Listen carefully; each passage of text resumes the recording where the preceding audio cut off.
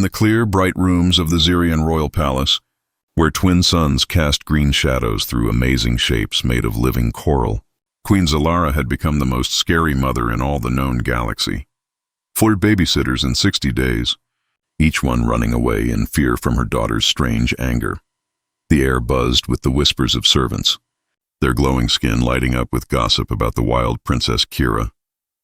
But deep in these shiny hallways where no royal person had ever walked, a human janitor named Marcus pushed his cleaning cart through the darkness, his rough hands steady even though his chest was shaking. He had lost everything on faraway Earth, his wife, his hope, his place in a universe that had forgotten him. But tonight, as Princess Kira's screams echoed through the palace walls, something old woke up in his father's heart. Before we start, subscribe now so you don't miss more amazing stories like this one. Oh, and before we begin, tell us in the comments, where are you watching this video from? We love hearing from you and always read every message. The Zephyrian royal palace rose like a frozen song against the colorful space sky. Its tall towers breathed with the beat of old living technology.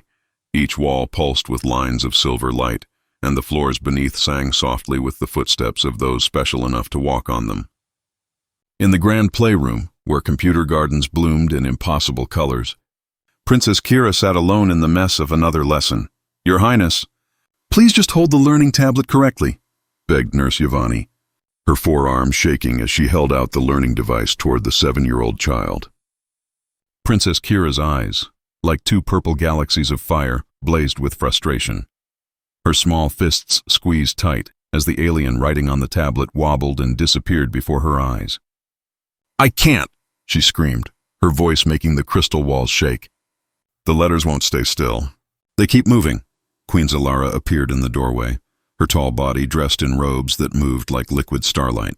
Her long skull wore the crown of 7 worlds, and her voice carried the power of 1,000 conquered star systems. "Nurse Yvonne," the queen said, her tone sharp as broken ice. "You are fired forever." The nurse's glowing patches flickered with worry. "Your Majesty, maybe if we tried a different way." 15 different ways, Queen Zalara interrupted, her silver eyes narrowing to slits. "And failures. Princess Kira is heir to the Zephyrian Empire. She will learn our ways, or she will learn nothing at all." As Nurse Yvonne gathered her things with trembling arms, none of them noticed the human figure in the shadows of the hallway beyond. Marcus Chen pressed himself against the living wall, his brown eyes reflecting the palace's magical glow. His janitor uniform, rough cloth that marked him as the lowest worker in this alien world, seemed to soak up the light rather than reflect it. In his chest pocket, worn smooth by countless touches, lay a photograph of a small girl with dark hair and laughing eyes. His daughter Emma, lost to him forever on a world that now only lived in memory. But while the royal court ignored him as invisible, Marcus's heart recognized something in Princess Kira's cries, a pain older than the stars themselves. 3 days later, the palace buzzed with the arrival of Governor Thalandra, the most famous teacher in the outer spiral. Her awards came before her like a space storm. She had taught the children of 17 royal families, tamed the wildest noble children across 12 sectors, and never, not once, given up. The grand hall filled with nobles, their thin wings rustling with excitement. Glowing tattoos pulsed along their long limbs as they whispered among themselves, betting on how long this new teacher would last. "Behold," announced the court messenger, his voice made louder by brain implants. "Governor Thalandra of the Crystal Academy, winner over the wild Prince Vexar of Nebula 7th. The governess walked into the hall, her outer shell gleaming with special polish. 6 arms moved in perfect sync, each one ending in fingers sharp enough to carve stone. Her bug-like eyes fixed upon Princess Kira with calculating precision. "Your Highness," she said, her voice like grinding gears, "I have brought the brain crown of perfect learning. Never has a student failed to master their lessons while wearing it." Queen Zalara leaned forward on her throne, carved from a single piece of frozen time. "Go ahead, Governor. Show us this miracle device." The crown appeared in Thalandra's main hands, a circle of living metal that pulsed with its own inner light. Brain wires wiggled like silver snakes along its surface. "This device will get past the child's fighting back," the governess explained to the murmuring crowd. "It will force knowledge directly into her brain. There will be no more failures, No more excuses. Princess Kira shrank back against her mother's throne, her small hands pressed against her head. "It hurts just to look at it," she whispered. From the shadows of the great pillars, Marcus watched in horror. His hands gripped his cleaning supplies until his knuckles turned white. He had seen similar devices before on the medical stations where human prisoners were brainwashed. The memory of screams echoed in his mind. No one believed the child would fight such power. But the silence that followed her next words spread across the room like a storm. "I won't wear it," Princess Kira said, her voice small but firm. The entire court gasped. Never had anyone, especially a child, stood up to Governor Thalandra so directly. The alien teacher's bug eyes flared with anger. "Child," she hissed, raising the crown higher, "you will accept proper education, or you will be called broken before the entire galaxy." Queen Zara's face remained a mask of royal calm, but her silver eyes flickered with something deeper. Maybe recognition, maybe fear. "Put on the crown," she commanded coldly. As Governess Thalandra got closer, Princess Kira's violet eyes began to glow more brightly. The air around her shimmered, and several nobles stepped back naturally. But before the device could touch her head, a voice cut through the tension like a knife. "Stop." Every head turned toward the source. A human figure stepping out from behind a pillar. His janitor's uniform a clear difference from the fancy clothes around him. Marcus Chen walked forward with steady steps, his eyes never leaving Princess Kira's face. Governor Thalandra's voice dripped with disgust. "Security, remove this dirt from the royal presence." But Marcus kept walking, his voice calm and clear. "Your Highness," he said, talking not to the queen but to the child. "You don't like the way the letters dance, do you?" Princess Kira's eyes widened. No one had ever described it that way before, the way symbols seemed to leap and swirl whenever she tried to read them. They won't hold still," she whispered. Marcus knelt before her, his rough human hands steady despite the huge thing he was doing, talking to royalty without permission, speaking to the heir of an empire that had once tried to kill his entire species. Around them, the shocked gasps from the crowd created a wave of sound that seemed to make the very walls lean inward with curiosity. "My daughter Emma used to say the same thing," he continued, his voice carrying a father's gentle strength that cut through centuries of rules. "She said the letters were trying to escape from the page because they were afraid of being trapped. She said they wanted to fly free and tell stories to the stars." For the first time in months, Princess Kira's face softened, her violet eyes, so like her human father's, reflecting a wonder that no brain device could ever copy. "What did you do?" she asked, her small voice carrying the weight of desperate hope. "We made reading into a game," Marcus replied, reaching slowly into his uniform pocket to get something precious.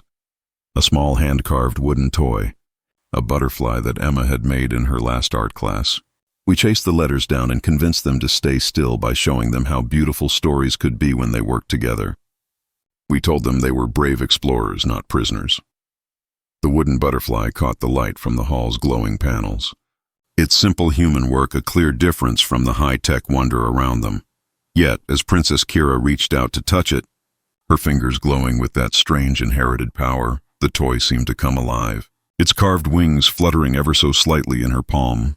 Queen Zara's voice cut like ice through the moment of connection. "Guards, grab this human at once. How dare he dirty the royal air with his simple superstitions?" But as the royal guards moved forward, their outer shells gleaming with fancy weapons, their brain implants crackling with violent intent, something basic shifted in the room's atmosphere. Princess Kira stood straighter, her small body suddenly giving off an energy that made every glowing patch in the room flicker in response, creating a wave of light that rippled outward like waves on a glowing sea. And just when everyone thought the child would break under pressure, something was shown that no one expected. Princess Kira stepped between Marcus and the coming guards, her small body suddenly giving off an energy that made the glowing patches of every noble flicker in response. "Don't touch him," she said, and her voice carried sounds that vibrated through the palace's living structure itself. The guards froze mid-step, their brain implants sparking as they tried to understand the mixed signals. Governor Thalandra's bug eyes widened in shock. "Impossible," she breathed. "The child shows signs of—" but that family line was thought extinct. Marcus felt the weight of 1,000 stares, but he kept his eyes on Princess Kira. "Your Highness," he said softly. "Would you like to hear a story about letters that learned to dance together instead of running away?" The child nodded, her power still crackling in the air around them like visible music. Queen Zilara rose from her throne, her tall form casting shadows that seemed to move on their own. "Human," she said, her voice carefully controlled. "You dare to approach the royal heir without permission? You dare to speak to her as if she were common?" "No, Your Majesty," Marcus replied, his voice steady despite the shaking in his chest. "I speak to her as if she were a child who needs understanding instead of force." The words hung in the air like a challenge to the basic order of the universe. Around the hall, nobles whispered behind hands and wings, their gossip creating a wave of sound that built like an approaching storm, the kind of storm that changed weather patterns for generations. In the noble galleries, old families that had stayed silent for centuries began talking among themselves. The House of Crystal Thought, whose members talked only in math, actually spoke aloud for the first time in living memory. The shadow dancers of the Edge, who lived partially outside normal space-time, became fully real to better see the never-before-seen scene. This was more than a scandal. This was a moment that would be studied by alien scientists for thousands of years. The instant when a human janitor challenged the teaching rules of an empire that covered 17 galaxies. Then Marcus did something that shocked even himself, something that broke every survival rule he had learned during the war. He reached into his worn uniform pocket with slow movements, pulling out not just the small worn book he had shown Princess Kira, but something else, a data crystal that caught the light and threw it back in patterns that several aliens recognized with growing amazement. "This belonged to my daughter," he said, his voice carrying across the huge hall with surprising strength. "But before that, it belonged to my wife, Dr. Sarah Chen, lead language expert of the First Contact rules. She spent 15 years creating the translation systems that let our species talk before we chose to destroy each other instead." The data crystal pulsed with soft light as he held it up, and the palace's supercomputers immediately began studying its contents. What they found sent shockwaves through the gathered crowd. Language formulas that had been thought lost in the war. Translation.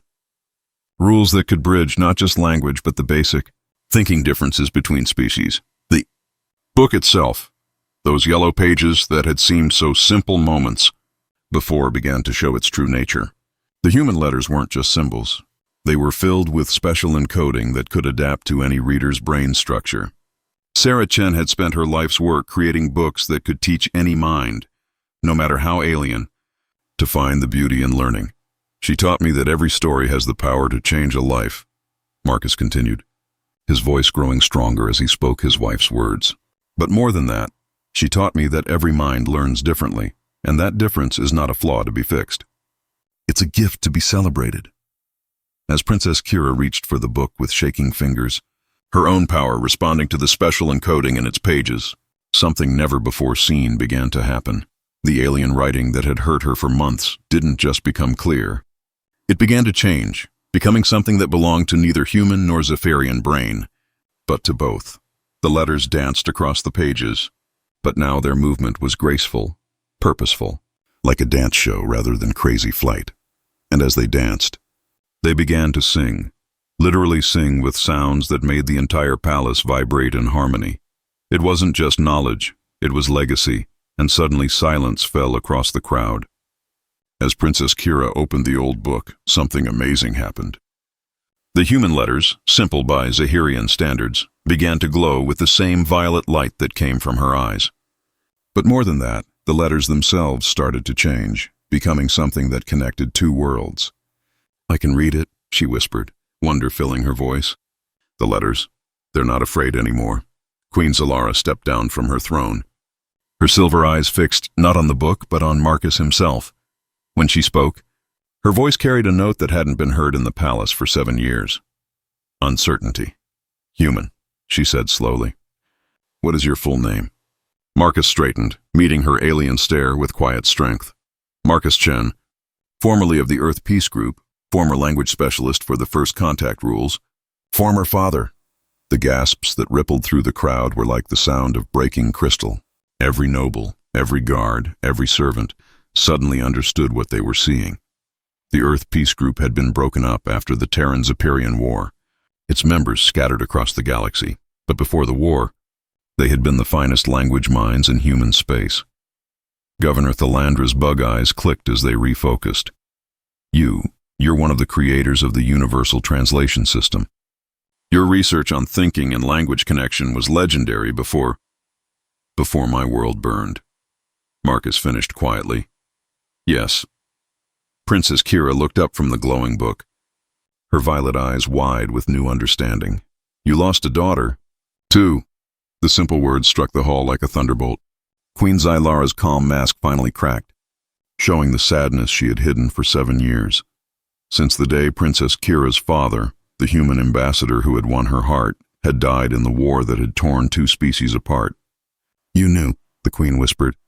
You knew why she couldn't learn, why the brain connections failed, why every tutor I hired could only see her fighting back instead of her mixed background. Marcus nodded slowly. She's not fully Zaharian, Your Majesty. Her mind processes information through 2 different brain structures. She doesn't need to be fixed. She needs to be understood. Princess Kira closed the book gently, her small hands trembling with newfound power. When she looked up at Governor Thalandra, her voice carried the strength of someone who had finally found her place in the universe. I don't need your crown, she said simply. I need teachers who remember that wisdom is not forced, it's offered. But the final blow came not from words. It came from a name the galaxy had long forgotten. Queen Xylara moved with smooth grace toward Marcus, her robes trailing behind her like liquid starlight. When she spoke, her voice carried across the hall with the power of absolute authority. Nobles of Zahiria, she announced. You stand in the presence of Marcus Chen, widower of Dr. Sarah Chen, creator of the Harmony Rules, the human who gave his life's work to building bridges between our species before we chose to burn those bridges down. The nobles fell to their knees as one, their glowing patches pulsing in patterns of deep respect and shame. Even Governor Thalandra lowered her bug eyes, her outer shell dulling with the realization of her pride. Marcus felt the weight of old sadness and new purpose settling on his shoulders like a cloak. Your Majesty, he said quietly, I didn't come here to claim recognition. I came because I heard a child crying and I couldn't walk away. Not again. Princess Kira approached him then, the old book still glowing in her hands. Will you stay? She asked, her voice small and hopeful. Will you teach me about the dancing letters? Marcus knelt again, this time not as a janitor before royalty, but as one sad parent offering comfort to another lost soul. If your mother will have me, little princess, I have many stories to share. Queen Zara placed one elegant hand on her daughter's shoulder and extended the other toward Marcus. When he took it, the touch sent ripples of harmony through the palace's living walls, a vibration that hadn't been felt since the war began. Marcus Chen, she said formally, by royal order, you are appointed as Princess Kira's main cultural ambassador and educational helper. Your rooms will be prepared in the noble wing, and your daughter's memory will be honored in the Hall of Lost Bridges. Marcus felt tears he hadn't cried in years gathering in his eyes. Thank you, Your Majesty. As Governor Thalandra gathered her pride and her brain crown to leave in disgrace, Princess Kira called out to her. Governess, the child said, her violet eyes now calm and confident. My father used to say that the best teachers are also the best students. Maybe you could learn something new, too. The alien teacher paused at the doorway, her bug eyes reflecting something that might have been hope. And as Marcus walked away with Princess Kira, the child's laughter echoing through the crystal halls, no one dared dismiss the power of understanding again. For they finally saw what they had witnessed. 6 months later, the Zeperian Royal Academy introduced its first mixed learning program, designed by Marcus Chen and improved by Princess Kira herself. Students from 17 different species traveled across the galaxy to learn the amazing teaching methods that honored thinking diversity instead of forcing sameness. The brain crown of perfect learning was given to the Museum of Teaching Failures, where it served as a reminder that knowledge forced upon an unwilling mind creates only rebellion, while knowledge offered with love builds bridges between worlds. Princess Kira, now able to speak 47 galactic languages, became the youngest ambassador in Zeperian history. Her first official act was to create the Lost Children's Program, a system to reunite refugees and separated families across war-torn systems. On the anniversary of the Terran-Zeperian peace treaty, Queen Zalara stood before the Galactic Council and spoke words that would reshape space relations. We who thought ourselves better have learned the most valuable lesson from the humblest teacher. A janitor taught a queen that true strength comes not from forcing others to be like us, but from celebrating the beautiful differences that make us all stronger together. Marcus Chen, now wearing the fancy robes of a royal teacher, kept his old janitor's uniform hanging in his rooms, a reminder that the biggest changes often begin with the smallest acts of compassion. In his desk drawer, beside the faded photograph of Emma, lay a new picture. Princess Kira, laughing as she chased letters across a page, her violet eyes bright with the joy of discovery. In a universe built on conquest and control, sometimes a single act of understanding is enough to shift the stars themselves. For in the end, we are all children trying to make sense of dancing letters, and we all need someone patient enough to help us catch them, one story at a time.